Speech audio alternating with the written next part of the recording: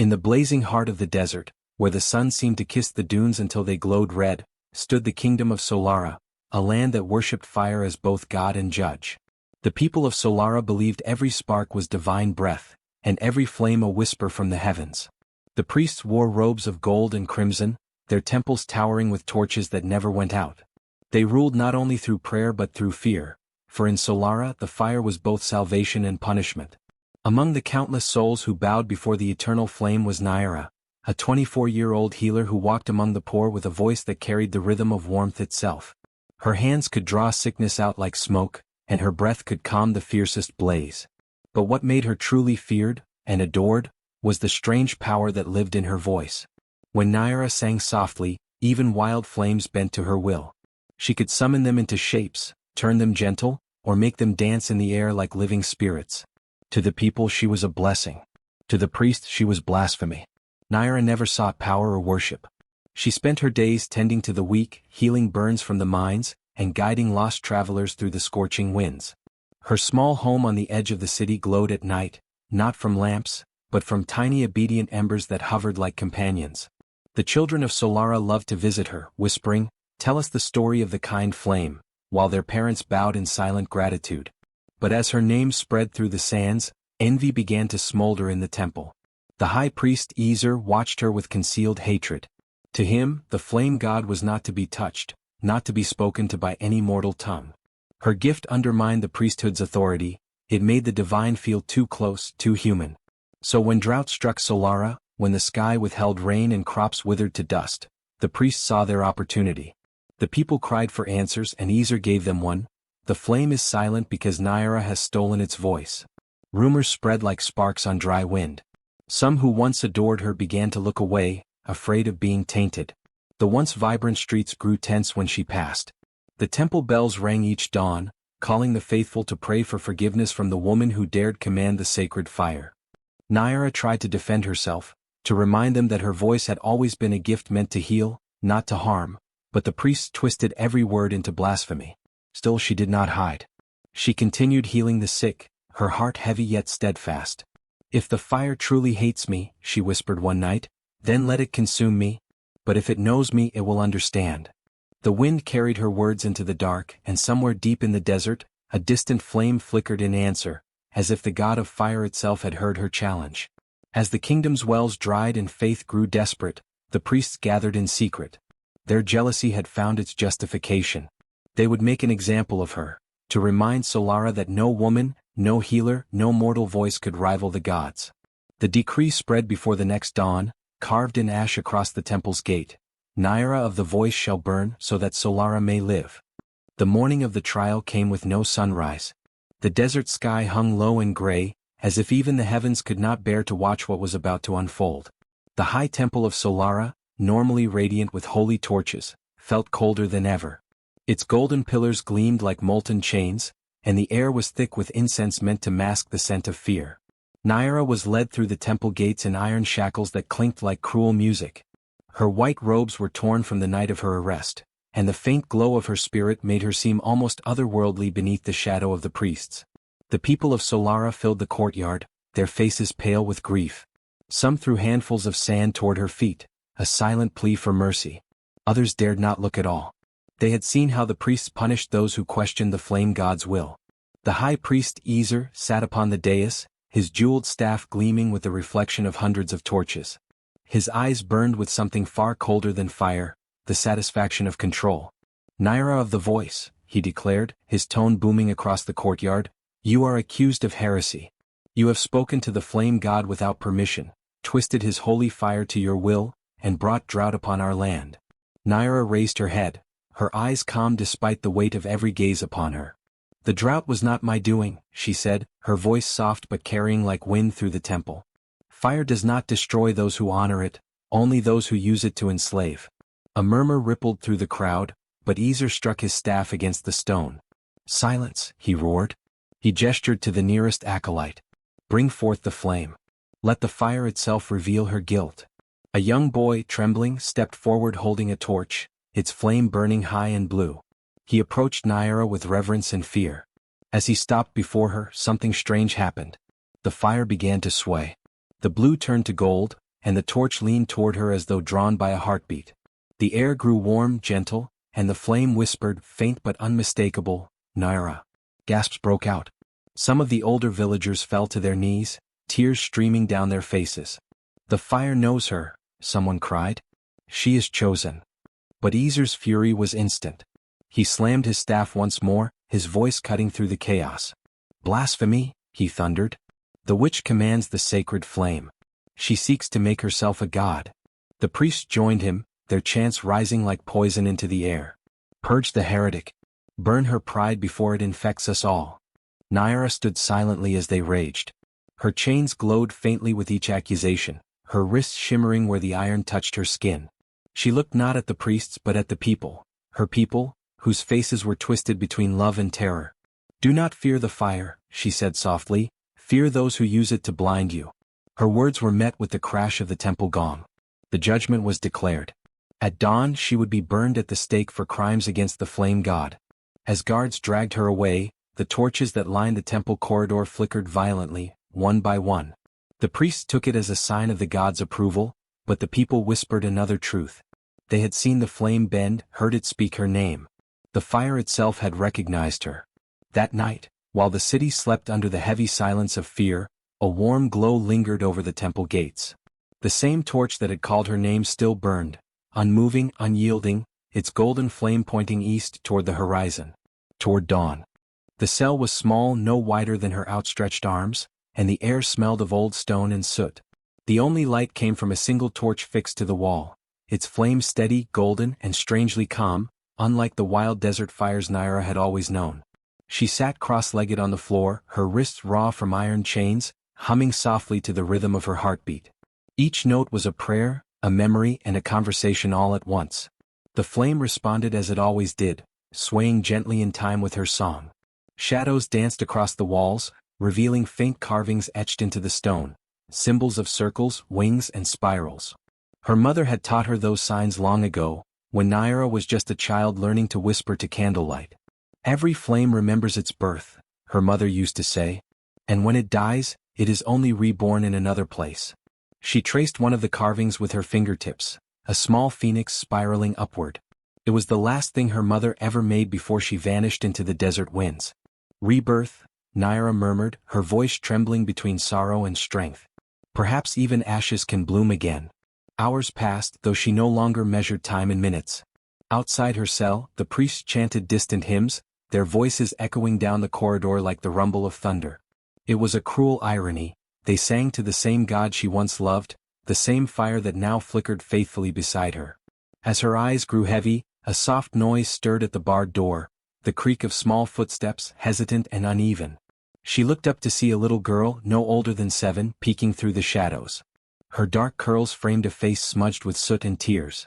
In her trembling hands she carried a small wooden bowl filled with water. "Who are you, little one?"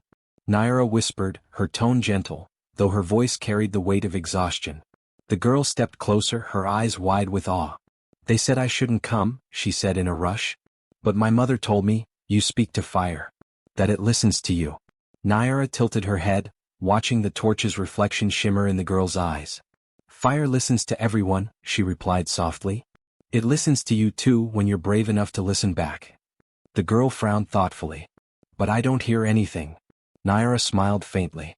"That's because most people only speak to be heard. But when you sit in silence, when your heart stops shouting, that's when the fire answers." The child hesitated, then held up the bowl. "I brought this. The guards don't give you water." Naira accepted it with trembling hands. The water shimmered as the torchlight kissed its surface.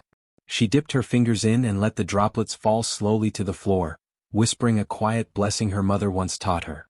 "For the soul that wanders," she said. "For the child that listens." The girl leaned closer, her voice small and uncertain. "Will it hurt, tomorrow?" Naira looked at the torch. Its flame leaned toward her again as though trying to touch her cheek. She met its glow with steady eyes. "Only for a moment," she said. "Pain is quick. But what it teaches lasts forever." The child's lips quivered. "The priests say fire punishes." Naira shook her head gently. "Fire only punishes lies. It sets truth free." They sat together in silence for a while. The thunder outside grew louder, a strange rolling sound that had not graced Solara's skies in years. The flame flickered once, twice, and then burned brighter, casting long shadows across the cell. The girl looked around nervously. "Is the sky angry?" "No," Naira said softly, closing her eyes. "It's remembering." As the first raindrop fell through the cell's cracked ceiling, hissing softly against the torch, Naira smiled. "Go home, little one," she whispered. "Tomorrow you'll see the sky catch fire, but not to destroy. To begin again." The child hesitated, then ran off, her footsteps fading down the corridor. Naira returned her gaze to the flame. She began to hum once more, low and steady. The torch flickered, glowing gold and red, forming a shape like wings upon the wall. Outside, thunder rolled again, deeper, closer, almost like a heartbeat. In the kingdom of Solara, where rain was a myth and fire ruled all, something ancient had begun to stir. The desert dawn arrived blood-red and windless, heavy with the scent of sand and judgment. From every corner of Solara, people gathered in trembling silence before the pyre built in the center of the city. The wood stacked high, dry and waiting, seemed to hum with a cruel anticipation. Naira was led forward, her wrists bound, her bare feet leaving faint prints in the dust. Her hair, once the color of burning gold, now hung tangled and dim. Yet her eyes, deep amber and unyielding, held no fear. The priests of the flame god stood in their scarlet robes, faces painted with ash, chanting blessings for purity as they prepared to deliver her to the fire. Mothers clutched their children tightly. Old men wept quietly. Many had come not to witness her death, but to see if the rumors were true, if the girl who spoke to fire would truly be silenced by it. The high priest raised his staff toward the rising sun, his voice booming across the square. "By the will of the flame, we cleanse the corruption that defies divine power." The crowd murmured, uneasy. Naira stood still as the ropes tightened around her arms and the first torch approached, its light trembling like a heartbeat in the wind. The torch-bearer hesitated. The moment the fire neared her, it bent, a sudden lean of the flame as though reaching toward her face, not to burn but to greet. A gasp rippled through the people. The high priest barked an order, and 4 more torches were thrust forward. The flames met the wood, crackling to life, but instead of devouring, they rose like dancers, spiraling up around her body in whirling ribbons of light. The air shimmered, heat folding and reshaping the morning. The pyre should have turned her to ash, yet Naira stood untouched, the flames swirling around her like wings unfurling from her back. The priest staggered backward, shouting prayers that sounded more like curses. "Blasphemy! Witchcraft!" the high priest roared, covering his face as the light grew brighter. The people fell to their knees, torn between awe and terror.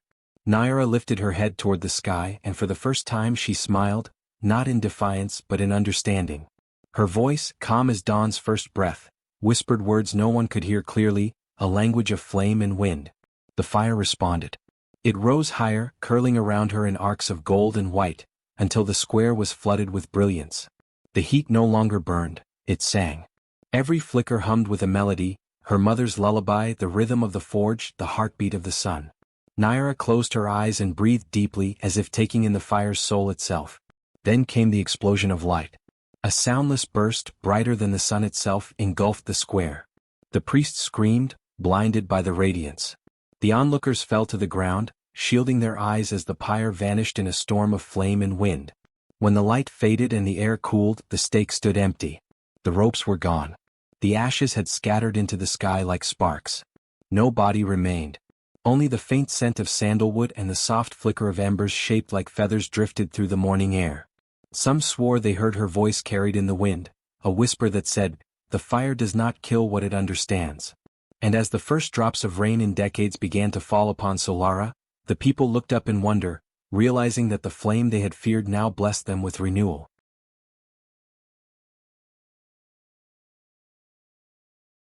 When the smoke began to fade, a hush settled over Solara, a silence so complete it felt as though the entire kingdom had forgotten how to breathe. The pyre stood cold and hollow, its ashes scattered by the wind. Where Nahara's body should have been, only drifting embers remained, swirling upward like fireflies escaping from the earth. The crowd, still on their knees, watched in disbelief as the glowing fragments of flame refused to die. Instead, they floated higher and higher, carried by a wind that seemed to rise from nowhere. Each ember shimmered softly, pulsing like a heartbeat as though alive with memory. The high priest dropped his staff, his voice breaking. "This is not possible," he whispered. his faith trembling beneath the weight of what his eyes could no longer deny. The other priests fell silent too, their chants turning into wordless murmurs of fear. The sun, once blinding above the desert, dimmed behind a veil of crimson clouds that gathered without warning. The air grew warm, not with the scorching heat of punishment, but with the gentle embrace of renewal. The scent of roses, sweet and pure, spread through the square. None could explain it, for roses had never grown in the sands of Solara. Then someone gasped, pointing skyward. "Look!" Through the veil of smoke, they saw a shape forming in the heart of the rising embers, a woman of light and fire, her form radiant yet familiar. Nahara's outline flickered within the glow, her arms outstretched, her eyes closed in peace. She was no longer bound by the earth or its judgment. The flames that once threatened to destroy her now bore her upward like wings woven from dawn itself. The crowd fell into reverent silence. Even the high priest, his pride burned away, could only bow his head. As the last ember rose, the crimson clouds began to shimmer. Lightning without thunder streaked across the sky, forming a path of gold and scarlet. Nahara's luminous shape followed it, dissolving slowly into the heavens until only a faint glow remained, a soft, unwavering light that hung above Solara like an ember that refused to fade. The people wept, not from sorrow but from awe. For they understood, deep in their hearts, that what they had witnessed was not death, but ascension. That night, as the desert cooled and the first stars pierced the horizon, a single new light appeared in the sky, brighter than all the rest, glowing with the same golden red hue as Nahara's fire. Children pointed to it, whispering her name, while elders bowed their heads in prayer.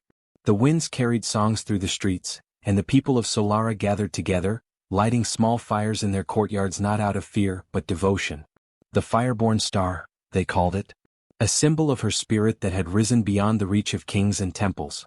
Sailors would use it to guide them through the desert storms.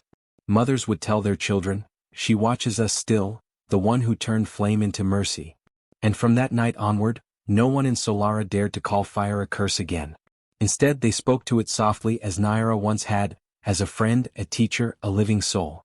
For whenever the Fireborn Star shimmered brighter than usual, they believed it was her voice in the heavens, whispering through the smoke and wind, "I am the flame that listens." That night, while the people of Solara whispered prayers beneath the glow of the new star, the high temple stood trembling under a restless sky. The wind howled through the marble corridors, carrying the faint scent of smoke and roses, a reminder of what they had done. The priests gathered inside the sanctuary, their golden robes flickering under the wavering torchlight. Fear hung thick in the air, heavier than incense. Then, without warning, a bolt of lightning split the heavens and struck the great fire altar atop the temple. The ground shook as the sacred flame, the eternal fire that had burned for centuries, was extinguished in an instant. The torches that lined the temple walls sputtered and died, one after another, plunging the great hall into darkness. Gasps and screams echoed against the stone pillars. The high priest stumbled forward, clutching his sacred staff, but even its ember tip refused to glow. "Relight it," he shouted, his voice breaking. "By the flame gods will relight it." But no matter how they tried, with oil, with flint, with sacred chants, the fire refused to answer. The temple that had once roared with heat now felt like a tomb. The air grew cold, and the shadows deepened as if the building itself rejected its masters. Some priests fell to their knees, weeping. Others tore their robes, muttering that the gods had abandoned them. The youngest among them whispered what none dared to speak aloud, "The fire listens to her now." Meanwhile, in the slums below the golden steps of the temple, the poor gathered in silence. They huddled under woven mats and broken roofs, their faces illuminated by small, flickering candles. Each flame burned softly, steady and calm, unlike the temple's lost torches. Old women whispered Nahara's name, their voices trembling with hope. "She was not destroyed," one said, cupping her candle as if guarding a secret. "She became the flame itself."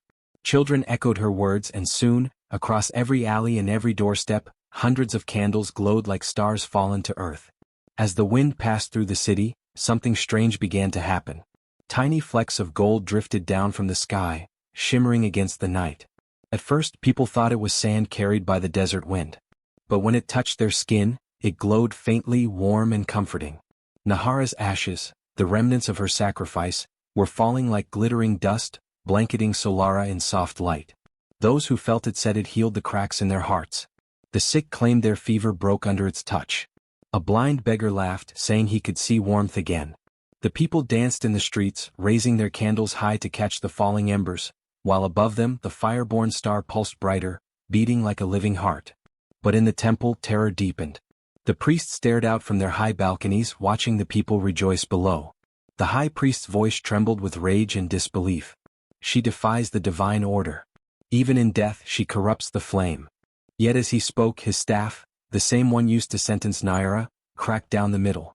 The golden metal warped and turned black, its sacred carvings melting away like wax. The next morning, when sunlight returned, the temple's great brazier remained cold.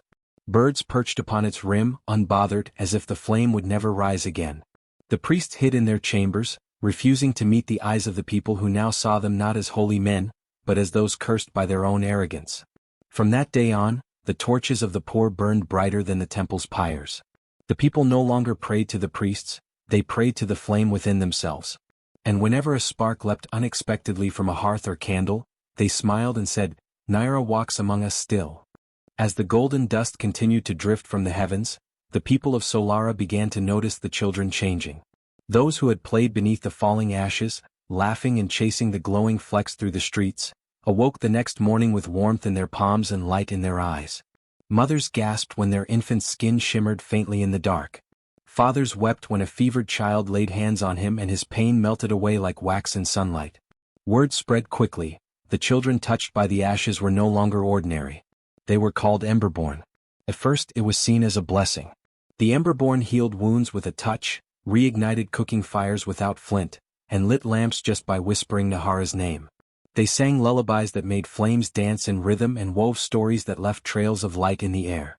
The poor saw them as living miracles, the proof that Nahara's spirit had not only survived but chosen to return through the hearts of their young. Every night, they gathered under the crimson glow of the fire-born star, singing songs to honor the woman who had burned but never died. But in the halls of the high temple, whispers of fear and hatred grew. The priests, humiliated by their loss of power and the extinguished sacred flame, called these children abominations. The curse of the witch spreads through their blood, the high priest proclaimed from his balcony. If left unchecked, they will consume us all. He sent his soldiers into the streets, torches and nets in hand, to capture the Emberborn. Houses were raided, families dragged from their homes. The priests declared that every child whose touch brought warmth would be taken to the temple for purification. None ever returned. The people watched in horror as the temple guards marched through the alleys. Mothers hid their glowing children in barrels, under woven mats, or deep within abandoned wells. Fathers led them through the dunes at night, seeking refuge among distant nomads. When the soldiers came knocking, the people stood silent, protecting those small sparks of light with their own lives. In one village, an old blacksmith faced the guards at his door and said, "You cannot imprison fire. It will always find its way home." They burned his house to ashes, but when the flames died, the Emberborn child he'd hidden was gone, carried off by the wind. Legends began to spread faster than the priests could suppress them. Travelers spoke of children who walked across deserts leaving trails of light, of an orphan girl who sang to dying crops and made them bloom again, of a boy whose tears turned into glowing petals when they hit the ground.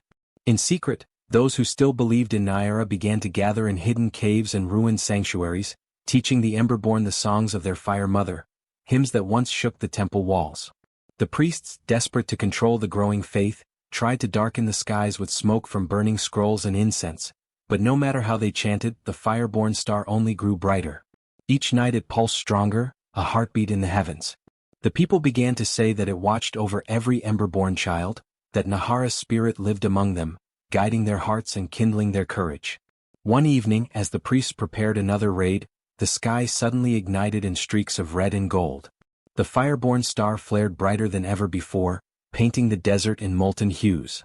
Every torch in the temple flickered, then went out.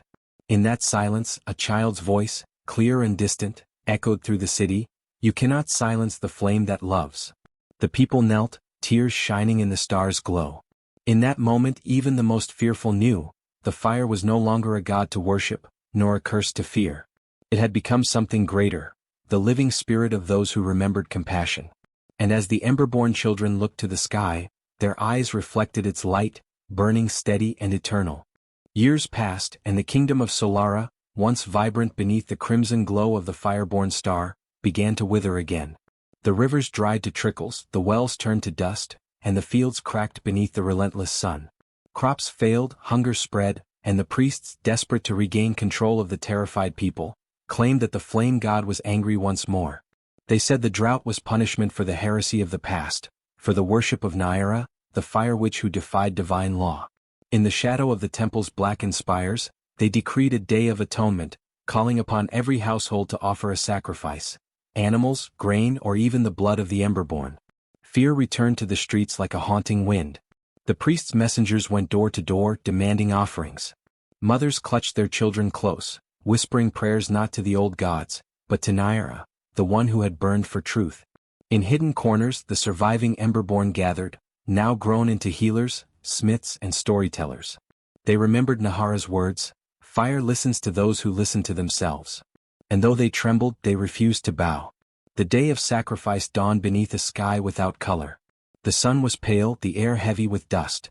Thousands of villagers were herded into the great square before the high temple, where an enormous pyre had been built, a tower of wood and oil, crowned with torches that refused to catch flame.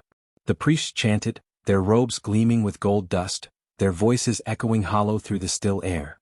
The high priest lifted his staff toward the heavens and shouted, "O flame divine, accept our obedience. Restore our land and cleanse us of rebellion." But the sky did not answer. The crowd murmured uneasily. Sweat trickled down foreheads, though there was no breeze, no fire. The torches remained cold, as though the world itself held its breath. And then, from among the villagers, a small Emberborn girl began to hum, a quiet, trembling tune, one that her grandmother had taught her long ago. The Song of Naira. The melody spread, carried by voices old and young, until the entire square seemed to vibrate with it. The priests shouted for silence, but it was too late. Without warning, the torches burst alight on their own, flames leaping skyward in spirals of gold and scarlet. The air shimmered, the heat rising not from oil or wood but from something purer, alive. A circle of fire formed around the pyre, its light so fierce that the priests stumbled backward, covering their eyes. Gasps rippled through the crowd as a shape began to form within the fire, the silhouette of a woman, luminous and calm, her hair flowing like molten sunlight. Naira had returned. Her body was made of flame, yet her presence soothed rather than burned. The people fell to their knees, tears reflecting her glow. The priests screamed for the guards to douse the flames, but no water could reach her. It hissed into steam before touching the ground.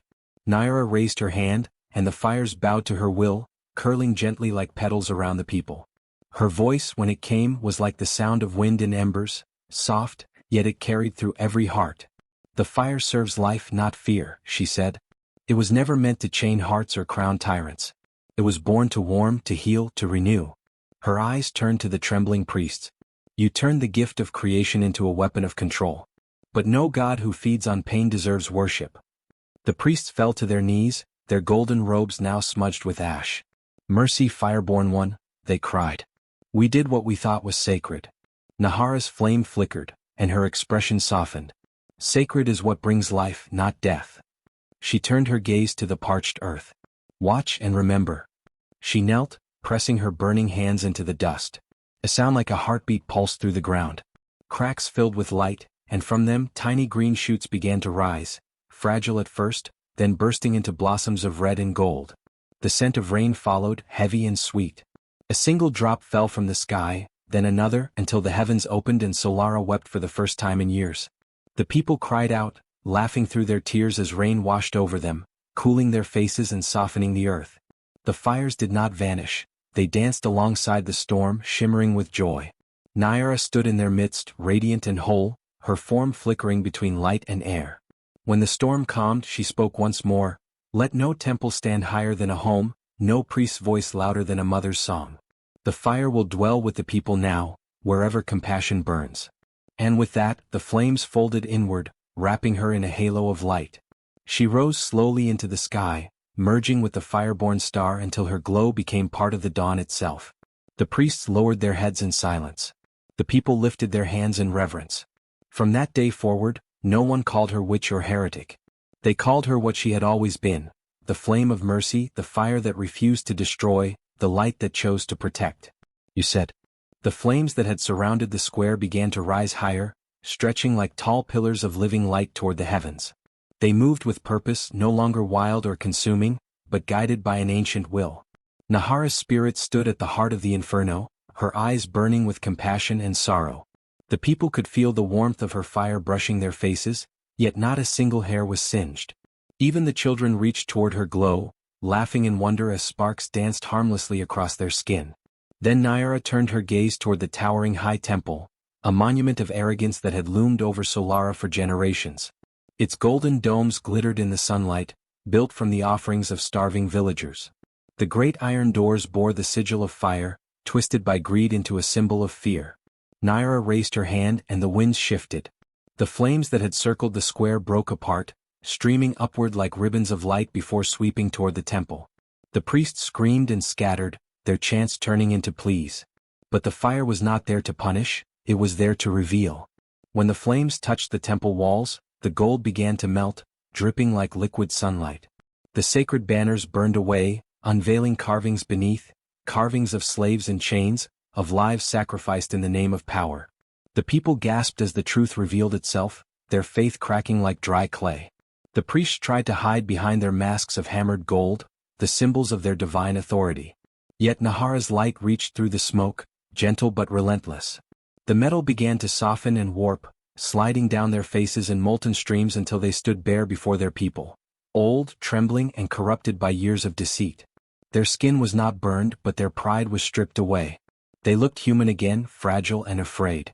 Nahara stepped forward, her form shimmering with every breath.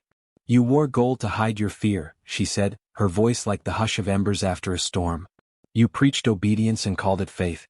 But faith is not submission, it is creation.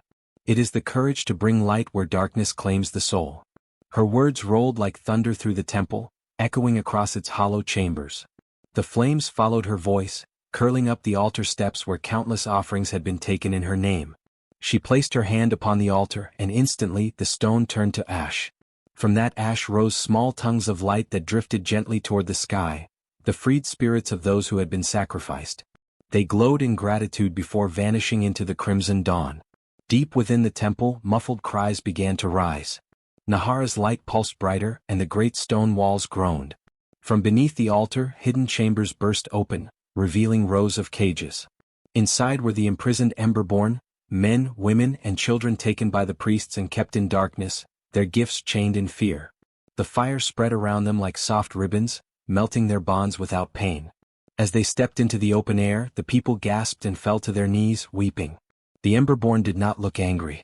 They looked radiant, their skin glowing faintly, eyes shimmering like molten gold. Nahara turned to them, her smile soft and proud. "You are the living promise of the flame," she said. "You were never meant to burn for obedience, but to shine for creation. Let the fire within you never bow again." As she spoke, the flames that had devoured the temple began to change. They lost their furious glow and transformed into waves of light that poured outward, washing through the city. Everywhere the light touched, corruption withered. Broken walls repaired themselves, blackened streets turned to gold-dusted paths, and the air filled with the scent of rain and roses. The people of Solara, trembling and awestruck, knelt as one, not in fear but in reverence. Not because they were commanded to, but because they finally understood. Their faith had not been destroyed. It had been purified. Nahara's voice rang out one last time, echoing across the mountains. "Faith that fears cannot grow.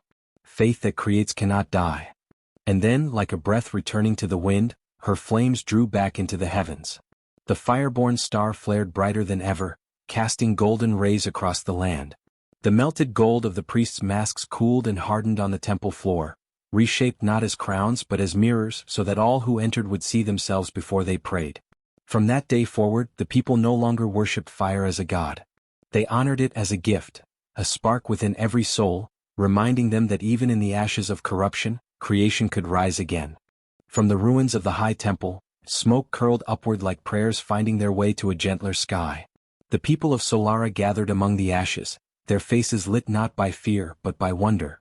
For where the altar once stood, a single ember still burned, steady, golden, and alive. It did not fade, even as the dawn wind tried to steal its breath. They called it Nahara's heart, the flame that refused to die. At first only a few dared approach. The ground was still warm, and the air shimmered with heat that sang softly, a hum like distant song. Among them were the children once hunted as Emberborn, now grown and brave. They knelt around the flame, their glowing eyes reflecting its dance. "She is not gone," whispered one, "she is within us." And so the Order of the Flamekeepers was born. No priest crowned them. No king named them. They came together out of love, out of memory, out of the fire that had once been their salvation. Their vow was simple: the flame serves life, not fear. The first of the Flamekeepers built their homes around the ember, shaping clay with warm hands that glowed from within. Fire no longer destroyed, it forged. Under their touch, molten sand turned to glass, and from that glass rose towers that caught the light of the sun and scattered it across the city like dawn frozen in motion. The once scorched capital of Solara began to shimmer again, reborn from the cinders. Every street had a small lantern, every doorstep a flicker of light drawn from Nahara's heart. These were not symbols of worship, but of remembrance, reminders that light could be both fierce and kind. In the evenings, when the sun fell and the horizon burned crimson, families would gather around their ember and tell the story of the woman who taught the fire to love. Years passed and Solara flourished. The Flamekeepers became healers, craftsmen, and storytellers. They learned to weave flame into medicine that sealed wounds and warmed the dying. They built great furnaces that powered the city, not with coal but with the living fire gifted by the heavens. Their robes were not gold, but woven in threads of red and amber, symbolizing unity between earth and flame. Still they kept no temples. Naira had torn them down once, and her followers swore never to build walls around faith again. Instead they held gatherings under the open sky, where firelight mingled with starlight, and the fireborn star, her eternal flame above, guided their chants. Yet legends say the fire itself was alive. At times, when the night was especially quiet, the embers within Nahara's heart would pulse like a heartbeat. Some claimed to hear her voice, soft as wind through leaves, whispering to the Flamekeepers, "Guard the warmth. Share it, never hoard it." Generations later, the line of Flamekeepers grew. Children born with the ember's glow were trained in its ways, not as prophets but as protectors. They walked among the people, ensuring the flame was never used to harm, never twisted into the weapon it once had been. And whenever corruption tried to return, whenever greed sought to cage the light, the fire dimmed, warning them that balance was being lost. Solara became a city not of gold but of radiance. Its rivers sparkled with reflected flame, its nights were painted in soft orange glow. Travelers from distant lands came seeking its secret, asking what god they prayed to. The Flamekeepers would smile and answer, "Not a god, a woman who burned for truth." In time they built a monument, not of marble but of glass shaped by sacred fire. Within it burned a single eternal spark, untouched by age or storm. At its base words were etched in glowing script. "From ashes she taught us to rise. From fire she taught us to live." And so Nahara's legacy endured, not as a ghost nor as a goddess, but as the eternal light that lived in every hand that chose to build rather than destroy. The people of Solara, once slaves to their own fear, now carried her flame within their hearts. And when the wind blew across the city, the embers danced, like laughter, like love, like the heartbeat of a queen who had never truly left. The fireborn star shimmered above them, brighter than ever, a promise kept between heaven and flame. Her heart still burned, and through it the world found its dawn. Centuries had softened Solara's firelit towers into monuments of glass and memory. The streets no longer glowed as brightly as before, and the once living embers that filled every home now flickered faintly, shadows of their former warmth. Time had turned the radiant city into a quiet hymn of light, beautiful but fading. Above it, the fireborn star, Nahara's eternal flame in the sky, trembled. Each night, it seemed to struggle against the darkness, glowing weaker, as though it too felt the weight of ages pressing upon it. The people spoke of omens, of endings. But deep in the heart of the city where it had all begun, one last fire still burned, small, pure, and patient. There, in the sacred hall of glass where Nahara's heart had been kept for generations, an old woman knelt. Her name was Sarai, the last of the Flamekeepers. Her hair was silver as moonlight, her hands trembling from years of devotion and loss. Around her, the pyre glowed weakly, its once golden flame reduced to a quiet ember. The air was still, heavy with the weight of final prayers. Sarai had tended the sacred flame since her youth. She had watched over it as the city changed, as faith gave way to comfort, as memory turned to myth. Now the people rarely came to see the fire. They believed the age of miracles had passed. But she remained, whispering Nahara's song every dawn and every dusk, hoping the flame would remember. That night, as the fireborn star waned to a faint shimmer above the horizon, Sarai felt the ember shiver. She reached out a frail hand and cupped its warmth. "Do not fade," she murmured. "You are her heart. You are our hope." The ember pulsed once, then again, like a breath awakening after long sleep. The air stirred. The faint scent of roses filled the chamber. Sarai closed her eyes and began to sing Nahara's ancient song, her voice soft but steady. It was the same melody sung when the first flames had danced across Solara's ashes, when light was born from despair. "Fire of life, fire of love. Kindle in us what fear cannot. From dust we rise, from flame we breathe. Your warmth is the soul that never leaves." As her voice carried through the glass hall, the ember began to grow. Its glow spread across the floor, turning the walls to rivers of molten light. The reflection of flame filled Sarai's weary eyes, and for a moment she saw herself not as an old woman, but as the child she once was, full of wonder, full of faith. Then came the voice, soft at first like wind through leaves, then deeper, warmer, older than time. "I never left." The flame rose higher, swirling around her like the wings of a great bird. The voice continued, resonant and kind. "I live in every spark that dares to rise. In the hearts of mothers. In the hearts of children. In the courage of those who build light from ruin." Tears filled Sarai's eyes as the warmth wrapped around her like an embrace. Then, "This is not the end," she whispered. The flame brightened, painting the chamber in gold. "There is no end to what is shared," the voice said.